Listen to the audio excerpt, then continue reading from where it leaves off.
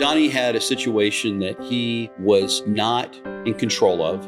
This guy came up and talked to me and said, hey, here's some lunch for you. It's like, I'd really like to get a pair of jeans. I'd walk outside, he's doing this, and I'd go, Donnie.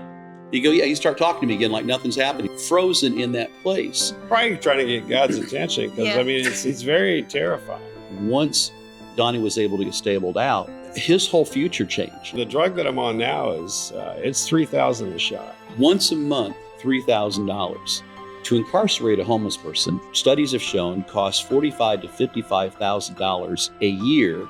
If we use money more wisely, now we have someone who is on his medication, productive member of society.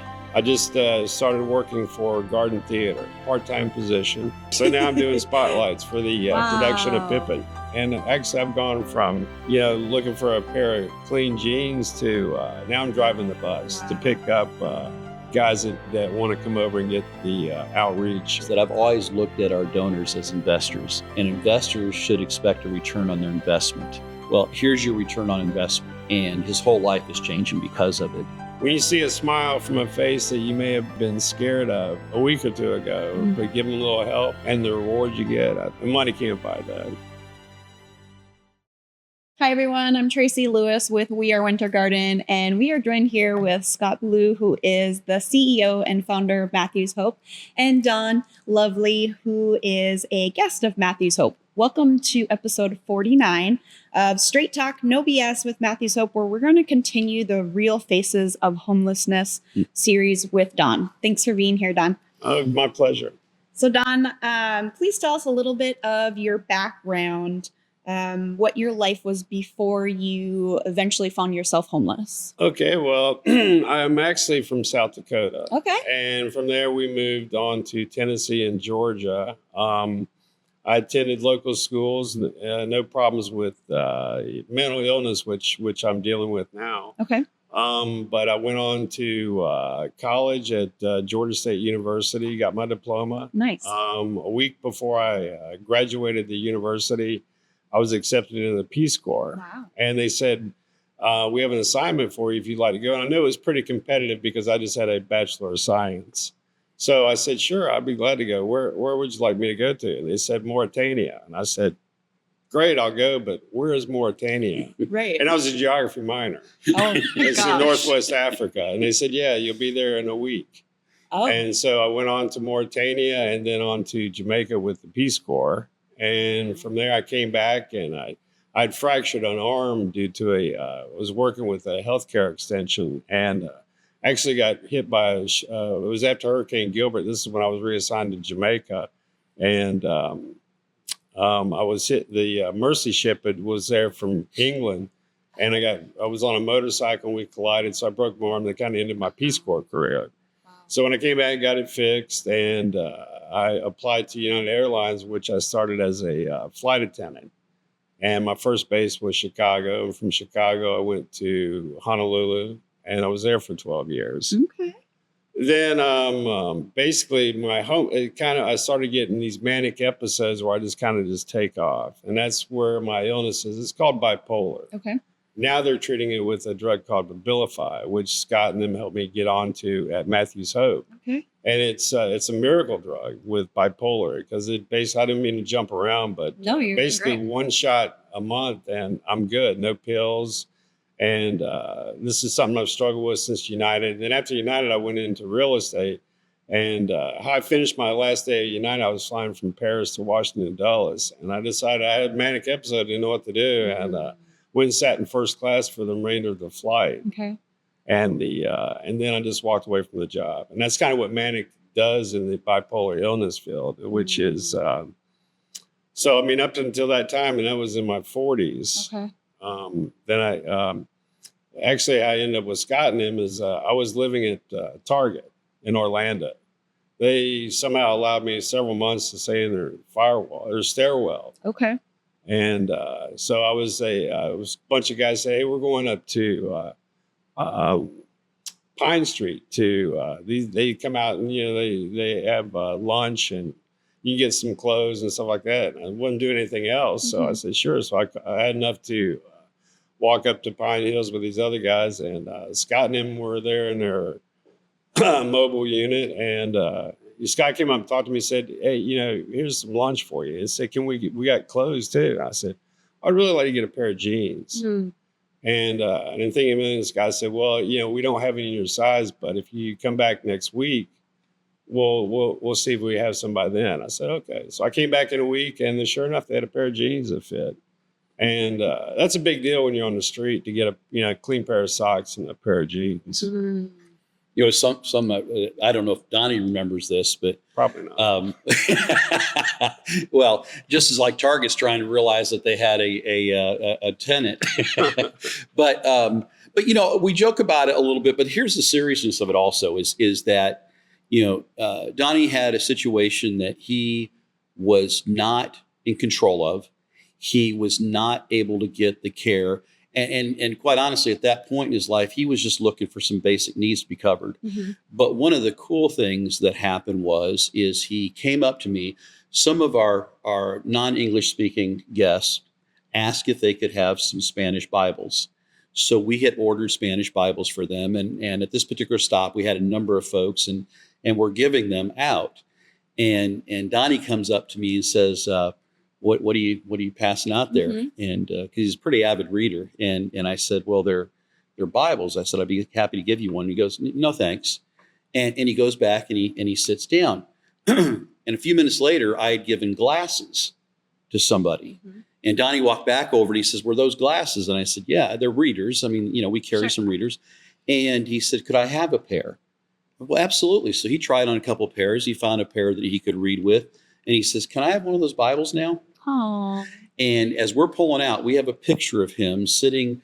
There was like a half wall, if you will, Mm-hmm. off this property. And as we're pulling out, we have a picture of Donnie sitting there with the glasses on, reading the Bible. And that was my second experience with Donnie. But after a while, because bipolar often doesn't show itself all the time, is that, we're seeing Donnie. I'm asking, why are you out here?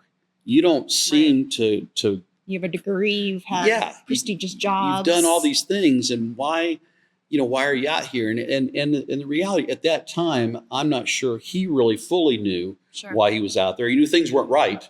Right. But is that fair to say? With bipolar, a lot of things is really hazy. You really, when you get manic, you really forget. Before I really got on this medication, it was like, who are you talking to? Mm. Yeah, because really you hear voices. And did it just kind of happen too? Because I feel like you didn't have it when you were It was later younger. in life, and they said it's unusual, but it does happen. Mm-hmm. It's just unfortunate. It just happened later in life. And the thing about it is, without this Abilify, it's very frustrating because it's hard to diagnose. There's like 3 series of bipolar. Okay. And it's hard for people very reluctant to take their medication. Now, I'm one of those people, so I'm not very unusual as far as the illness goes. But as far as maintaining it, because the drug that I'm on now is it's $3,000 a shot. $3,000 a shot. $3,000 a shot. How does anybody afford that? I get assistance. Matthew's Hope. I'm gonna get assistance to the pharmaceutical company. Okay. No, I'm going to stop on that just for a second because I want people to understand what we just said. This is a lot. Wow. Once a month, $3,000. You're homeless. That's more than my mortgage. Okay. Now, here's what's an interesting fact is that to incarcerate a homeless person, studies have shown costs $45,000 to $55,000 a year to do that. If we use money more wisely, now we have someone who is on his medication, productive member of society, caring for himself. The point is we got to better invest how we're spending money. And fortunately for Donnie is it went through some various medications before we got to the right ones this particular one that worked. Right. And that's true with most people. And the challenges are 2 things. One, when you're homeless, you're moving constantly. So for us to track you down and make sure you make your doctor's appointment and we can go and we can track how the medication's working is very difficult. Well, Donnie worked his way into our transitional housing. So in that, we were able to have constant contact with them, and we were able to sit there and see. I mean, there was times, I don't know if you recall, there would be times where Donnie would freeze. Yeah. I mean, literally, I'd walk outside, he's doing this, and I'd go, Donnie. He'd go, yeah, he'd start talking to me again like nothing's happening. But he was frozen in that place. Probably trying to get God's attention because, I mean, it's very terrifying I can't imagine. to know what you've come from and to know where you are. Yeah. And, the people there to help you. But I really didn't know how to explain it, that with the medication, the doctors gave me medication. And they were, when I saw my psychiatrist a couple of days ago, they were going, we wish we could get more people on this medication. It's just so hard to get them to come in and the pay, because it's a rigmarole of paperwork. And luckily, I mean, that's one of the things I try to count. Somebody asked me, what all do y'all do? I said, it's amazing what they do in the office. I have, from Social Security cards to getting somebody on a pharmaceutical. I mean, it takes a lot of love. Absolutely, a lot of love, because it's not very rewarding because so many people slip off of it. So many people just get lost in the cracks, but they take their time. Donnie, how has your life changed since you've been on the medication, since you've met Scott and the team at Matthews Hope? Where are you today? I've put away several $1,000s in savings. Good job! Wow. I'm active in the church. Back with the church family. I just started working for Garden Theater, downtown Winter Garden. Right, it's a part-time position, and I'm I'm getting a little disability for the offset of what the bipolar has done. And what do you do at the Garden Theater for them? I start off as a volunteer, ushering, doing concessions, ticket taking. And I found I just really want to support the arts. It's just something I like doing. I'm not very fluent in the arts, but I enjoy the theater and enjoy seeing the people. So very thankful of people that will volunteer. And fortunately, a lady that was previously used to work at Matthews Hope, Nancy Deskins, really gave me the shoe in.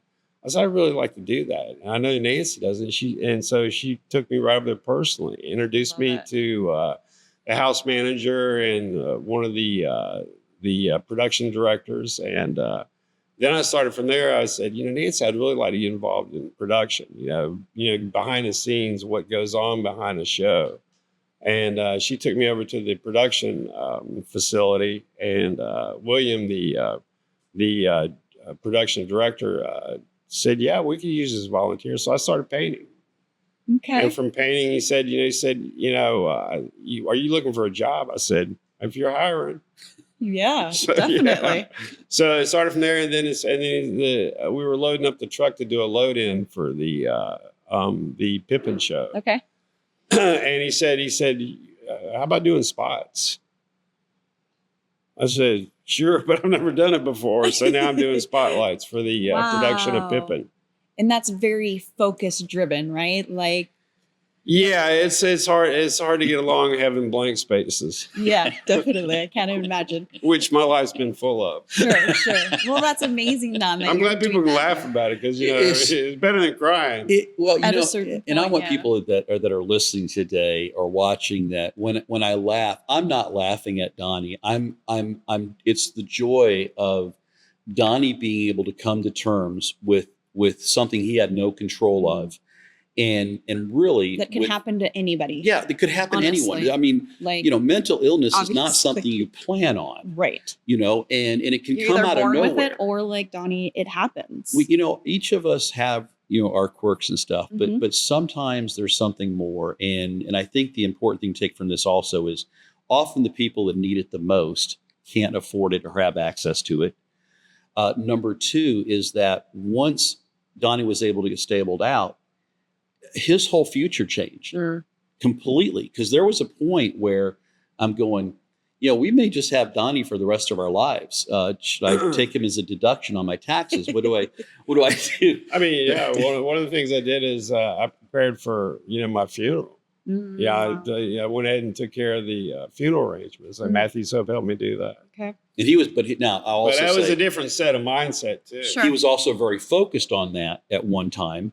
It's nice that he has, certain things taken care of, but the reality is all he could think of for a while was, I got to prepare for my death. Ugh. And so it was almost constant. And it's like, it was just a drive. I got to do this. I got to do this. Yeah. And to watch him recapture his life, you know, I have to admit, I take some personal joy in that, because as Donnie's even recognized, he's been around long enough that he has seen people come and go. But the bottom line is, he put in the work. He didn't always like what was going on, but he recognized that there were people around him that loved him and cared for him, and was willing to work alongside him, walk alongside this journey with him. That's great. Yeah, one thing about Matthews Hope, they won't let you fail. It's very, very driven program. It's They're right by you. You know, you're going to be here 6 days a week. You're gonna go to a facility to find your higher power. You're going to clock out to do this, and you're not going to do that. You're not going to do that. So it's They're there to help you. So really, it drives you. It's frustrating. At first, it's a little scary, and then it's like, oh my God, what today? So Don, let's talk about that a little bit. Where are you living right now? I'm living in one of Matthews Hope's transitional houses. And what does that mean? Are you in the Moving Forward program? Can you talk a little bit about that? Yeah, I'm in the Moving Forward, and basically, it's structured to get you situated to move out on your own, which I'm preparing for. And you know, it's not rent, but it's program fees, which you kind of participate with points, or you know, and then I have a little bit of a pension, so they kind of offset a little bit. Where I'm paying for, it's like being on your own, but not quite. And you know, for them, there's different levels that, you know, now I'm maybe going into more of a graduate program where basically it's exciting, paying bills and making my own schedule, a little more power of my own schedule, and a little more flexibility, and you know, really what people have to encounter in their day-to-day lives that don't have bipolar or not homeless. Sure, they're just kind of like you're getting ready for every day. They're walking beside you and helping you take those steps to get you on. Yes. Yeah. That's So you know, it's always, but you know, it's every day is something else you can try to improve on. You know, whether it's making a meeting or making your own appointments or not having to be reminded, which, you know, happens both. For sure. Me, I get reminded a lot sometimes. Yeah. No, that's great. I love that. And what makes Don a good candidate for this program? You know, initially I would have said he was an excellent, my initial assessment was he was an excellent person for this program. My follow-up assessment was, oh my God, what have we done? Because it was what's this guy's end game going to be? You know, when we bring somebody in, we always say, you know, housing people is easy. Okay, we got lined up people call every day. I need a house. Okay, no, you need more than that. But instead of just throwing somebody in a house, okay, are you capable of taking care of that? Are you capable of keeping it? Are you capable? You're going to participate in the process. You got to trust the process, and so then it was, okay, now we've got him here. Now what? I mean, his situation is a little bit more extreme from the standpoint that we had to identify first what's going on with him.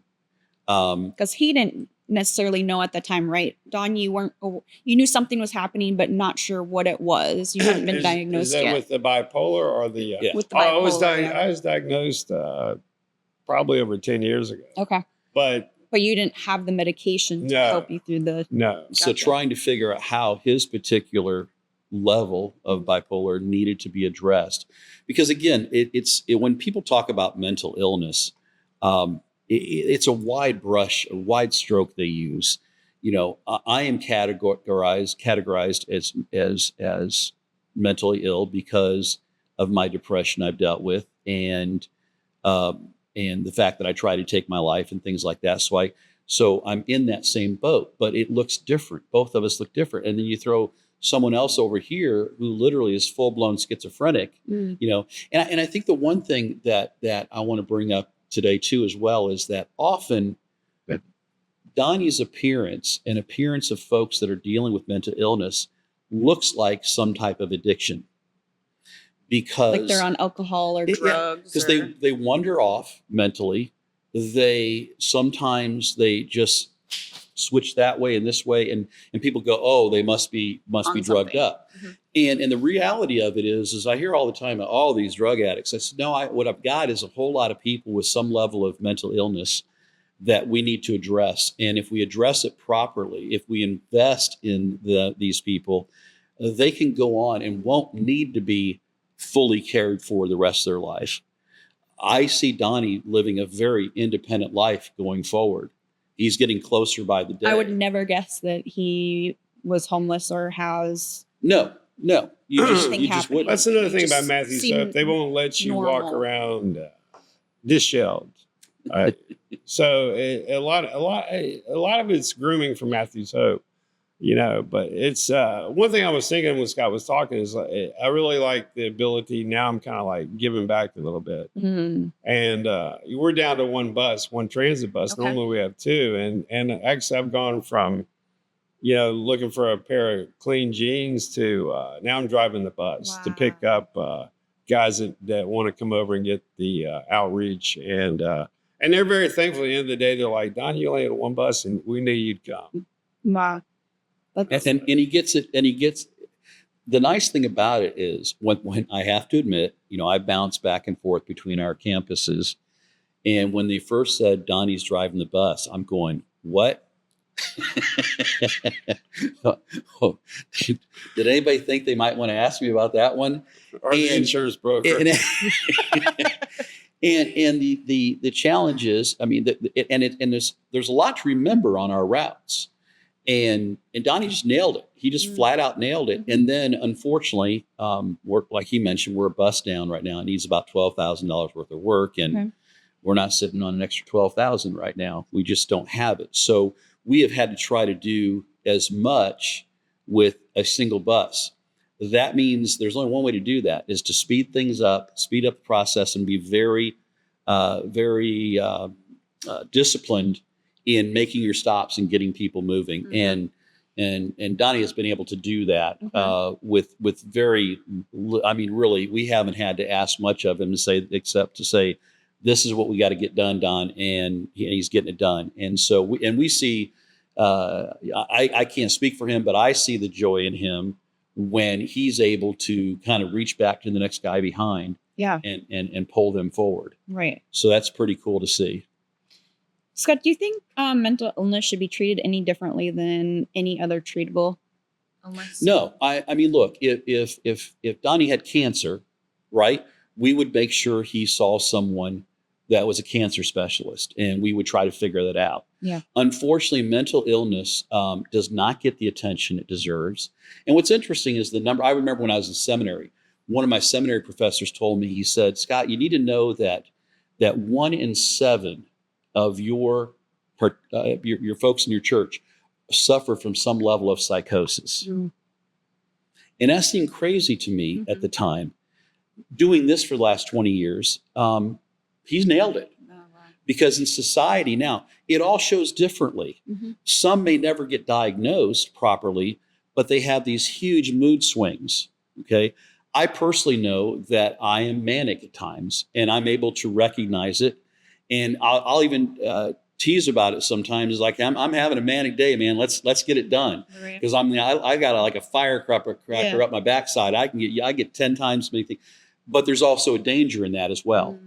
I think that as the longer you deal with it, you kind of recognize certain things in yourself, and you know how to manage it better, whether it's with medications or meeting with a psychiatrist or what have you. There's so many things that go into this, and we just simply we don't pay attention to it. Unfortunately, our state legislators have not paid attention to it either. They just, put homeless in one big box and throw them all down that tube, and there it goes. Right. So both mental illness and homelessness come with many stigmas in our society. What do you wish more people knew about both? Well, I think I wish more people would recognize the fact that there is help, but the help is very expensive. And so we need to have people advocate alongside of us with the general public, with the folk, how you cast your vote, to say, look, we need to address these things, because if we don't, we're not that far off. When you consider Florida is the 3rd largest homeless population in the country, and Central Florida has the fastest growing homeless population.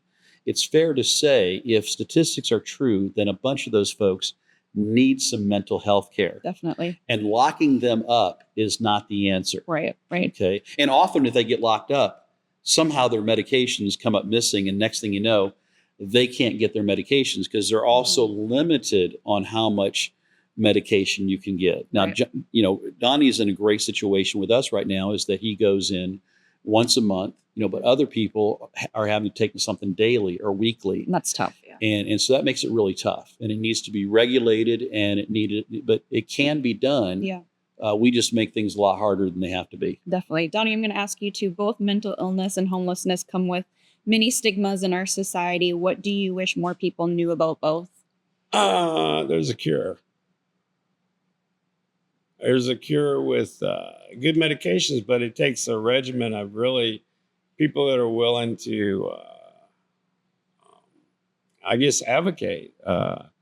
It's I don't find it a stigma to me personally, just because I've had it for so long. It's Okay. like, but I understand that a lot. It's not. It's such a it's different science. It's not an exact science. Like, if you got a broken arm, or if you have a Right. appendix problem. There's just one solution. Like you mentioned, you were on several medications prior to the shot. Was that Oh right? yeah, everything from Haldol to Depakote. Mm. And then this AstraZeneca stuff came out with Abilify, and the doctor's like, I can give you a shot once a month, or you can go to a pill regimen. So give me the shot. Yeah. So Scott, the Garden Theater where Donnie works recently lost a huge chunk of funding. Do you worry that when people cut funds like this for the arts and other programs, that's going to trickle down and impact people like Donnie?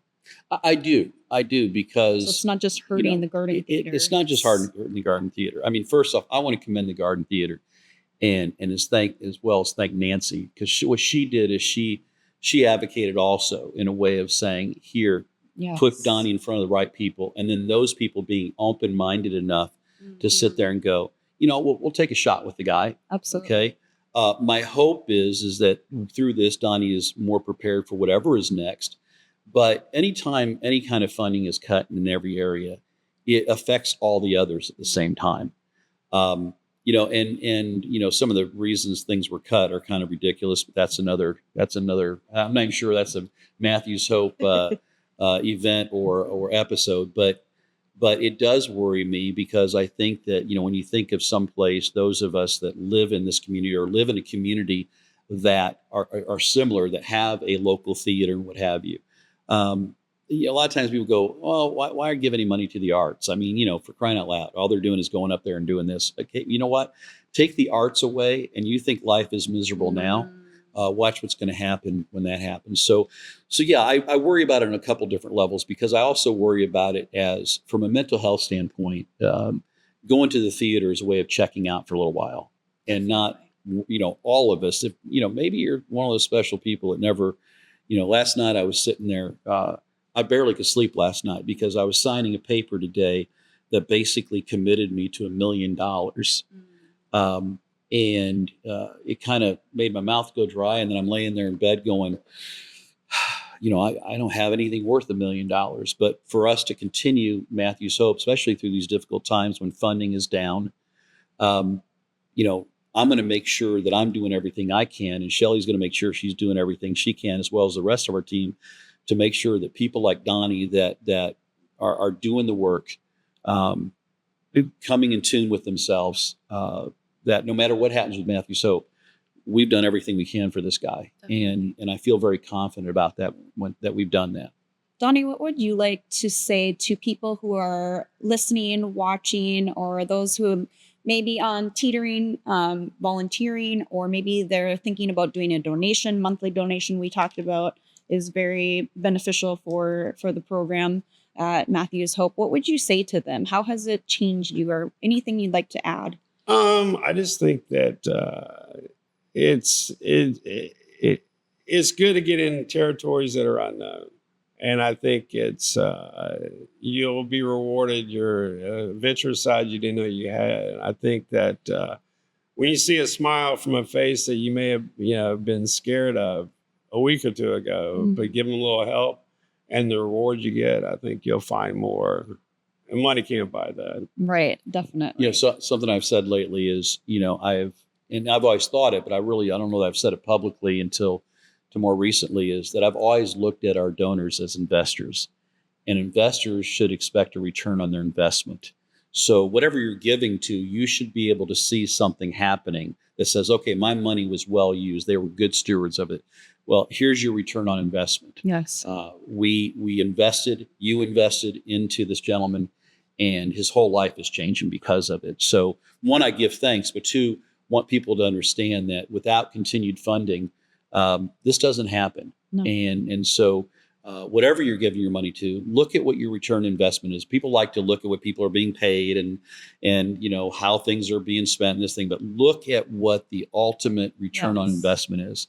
And ours is people. Yes. And real faces there's not a of homelessness is more right here valuable with thing us. than people. Definitely. And for those of you who are listening and not able to see, I was just telling Donnie before we started that I look at him and I don't know what it is, but your eyes just remind me of my father. And I feel like you're such a beautiful soul. And I'm so grateful that you have found Matthew's Hope, because where would you be today if you didn't? I wouldn't be at the Garden Theater. Mm. But no, there's a lot of other places that was, you know, Matthew's Hope, and then you got Hopelessness. Yeah.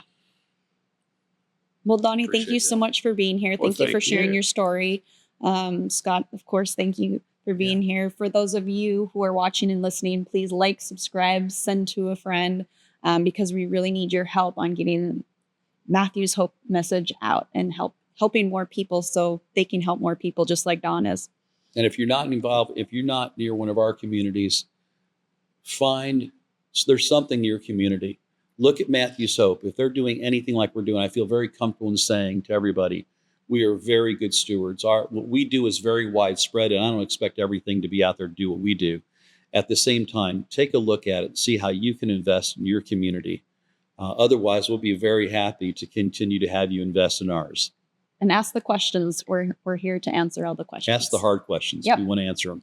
All right. Thank you so much. Take care. Thank you.